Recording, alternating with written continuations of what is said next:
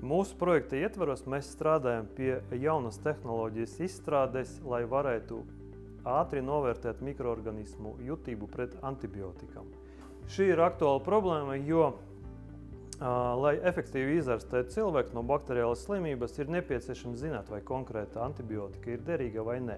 Un šobrīd, lai to noskaidrotu, ir vajadzīgs laiks, kas parasti aizņem pat vairākas dienas, un mēs gribam šo laiku samazināt, ātrāk uzzināt, kuras baktērijas ir jutīgas un kā veikt ārstēšanu.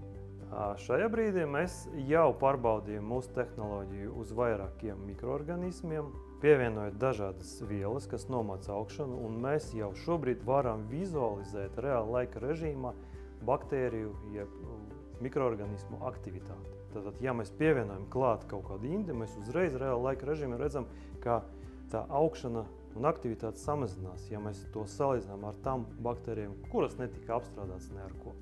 Mēs šo tehnoloģiju gribam pārbaudīt uz klīniskajām baktērijām, uz tām baktērijām, kas cirkulē pa slimnīcām, kas izraisa cilvēkiem slimības.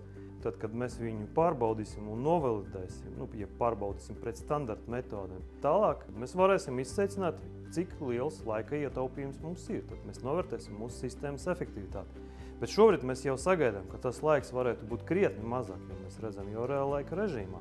Un tālāk tā būs jauna sistēma, kura būs pilnīgi automatizēta, kur sapild baktērijas, kuras vajag testēt, saliek vajadzīgas antibiotikas, nospied pogu, mūsu tehnoloģija visu izreikinās un būs rezultāts. Biofot projekta ietvaros mēs pierādīsim, ka mūsu tehnoloģija strādā klīniskajā vidē, un mēs to validēsim, izmantojot klīniskus izolātus.